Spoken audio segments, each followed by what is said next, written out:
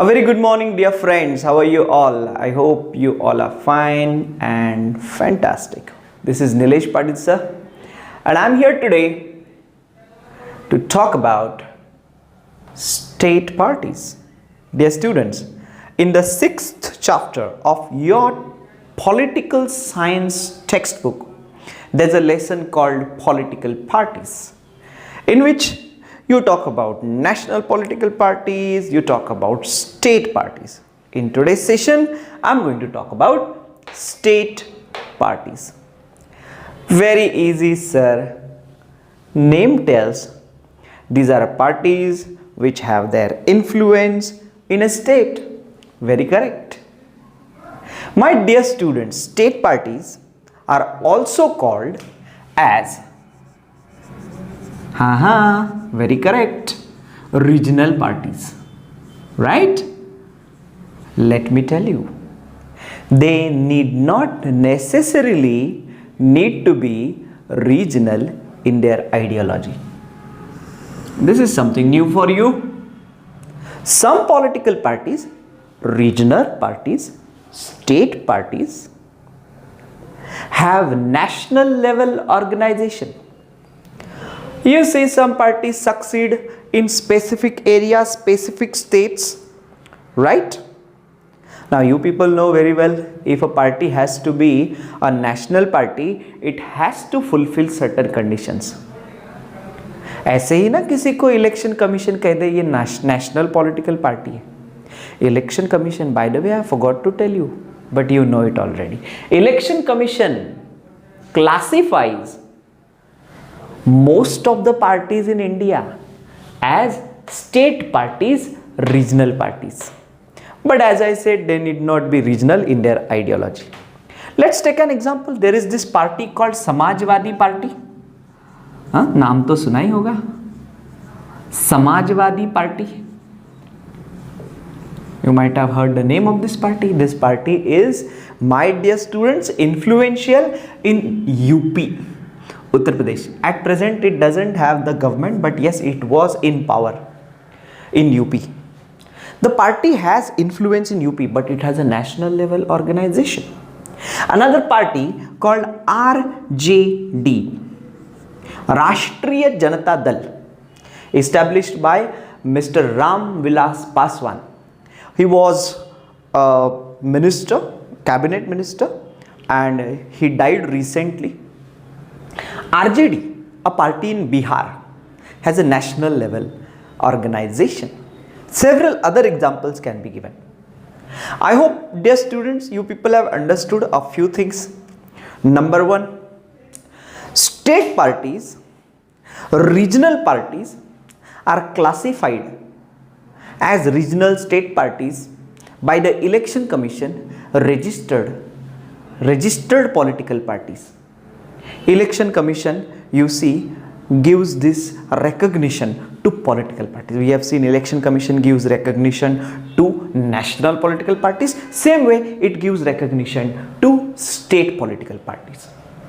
And I hope you people have understood the second thing, that is, these parties need not be regional in their ideology. But some parties, dear students, let me tell you, some parties have nothing to do with other regions. They say we have to focus on our state.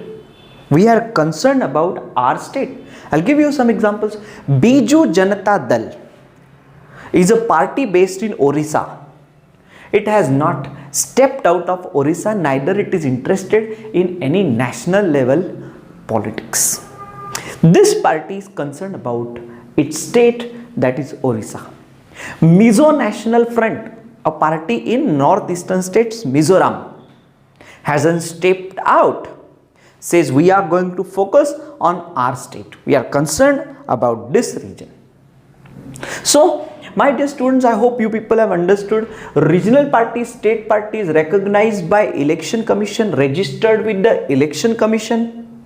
These parties need not be regional in their ideology, but let me tell you, dear students, these parties may have their national level organization.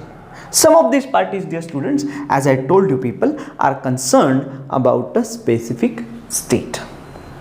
Now let me tell you why these parties in recent times have become strong. They have increased in number and strength at the same time. The thing is, dear students, since 1996 till 2014, no single party could win majority.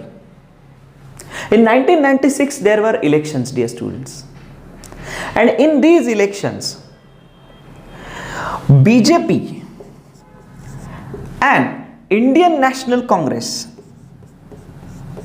emerged as two biggest parties.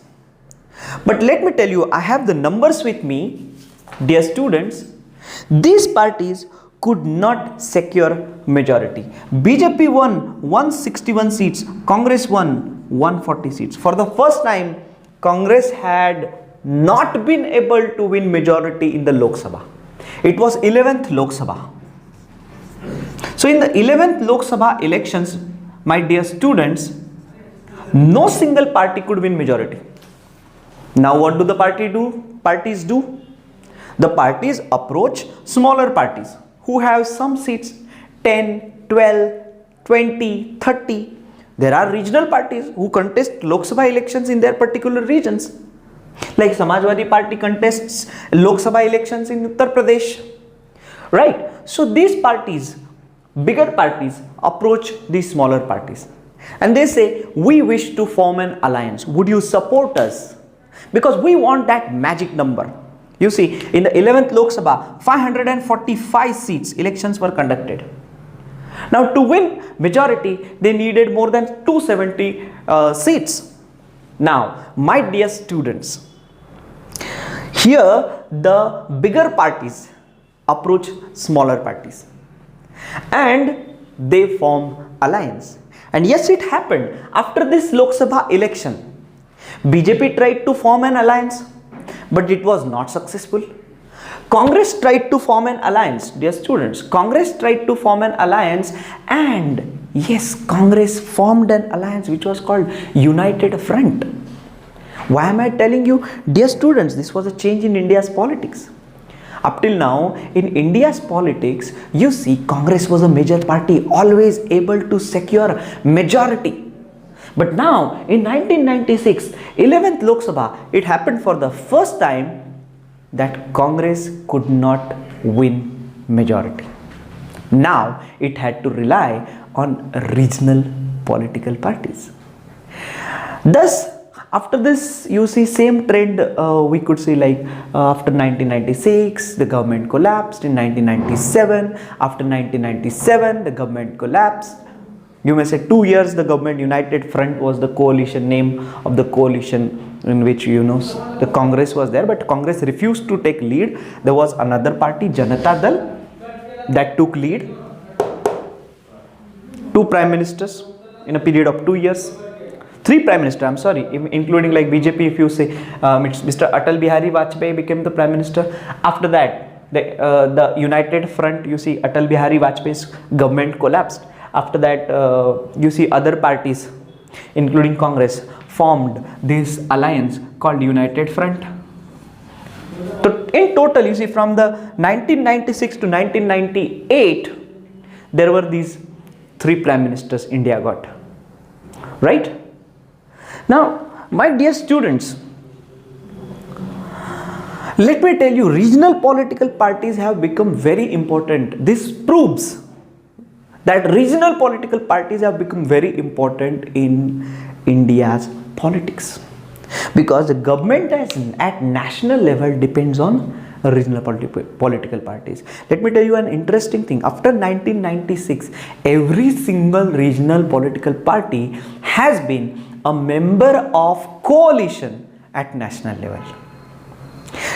Now you will say, sir, this might lead to a lot of instability. Many people say that, you see, so many political parties come together, they form the government, then the government collapses, they take out their support, something happens. You see, in case of Indian National Congress, what happened? I will tell you. United Front, Indian National Congress refused to take lead of this United Front. So H.D. Deve Gowda, became the prime minister. He was leader of Janata Dal. So what happened, dear students? Let me tell you. After that, Indian National Congress, you see, refused to support H.D. Deve Gowda. Indra Kumar Gujral became the prime minister. And after that, you see, there is one party which is called DMK from Tamil Nadu. There was some issue over which, Congress was not ready to take that support of that political party in this alliance. You see, again there was a split, the government collapsed. In 1999, general election, 12th Lok Sabha general elections were held. Okay, and let me tell you, even in 12th Lok Sabha elections, no political party could win majority. But this time, you see, BJP formed an alliance and BJP formed its government at national level. So, point is, so many people say it is this coalition politics, so many regional parties participating at national level in the national government.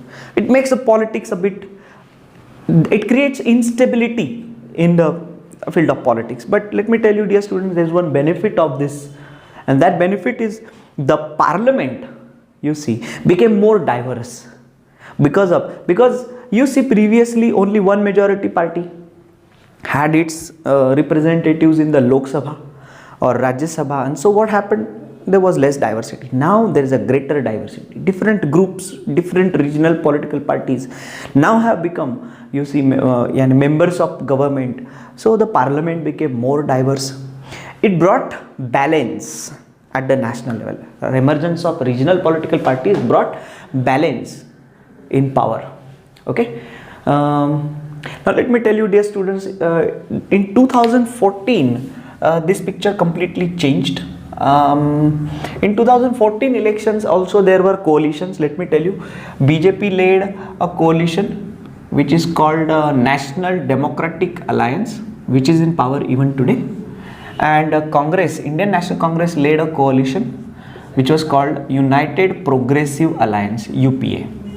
Okay, so in 2014 BJP won full majority, though it was still in alliance with other parties in power. But yes, it happened for the first time after a long period, you may say a gap of 22 decades, that a party got full majority at national level. BJP is that party. Same thing happened in 2019. In 2019 elections, my dear students, yes, again BJP won alliance, means BJP won majority. Though it again, because they had contested elections in alliance, they remained in alliance in the government, but still, you see, it has got full majority seats in the Lok Sabha. Things apart, I hope, dear students, a few things are clear. Parties are registered, state parties, regional parties, recognized by Election Commission as state parties, need not be regional in their ideology, can have national level organization. Some parties are concerned only about states, they choose to be concerned about states. Political parties, regional political parties are very important in India's politics. Their strength, their number has increased, and they have been, you may say, members of the coalitions. Having explained this topic, dear students, let me say, if you people have any doubts, you people can post it in the comment. I will try to come back to you, get in touch with you, and definitely respond you. And yeah, in the next session we will talk about the challenges that political parties face and the reforms that are required. Right, many times you see people criticize political parties, they are like this, they are like that, they are the cause of problem. So let's see what we can do, how we can reform the political parties. Thanks for watching this video. Bye bye.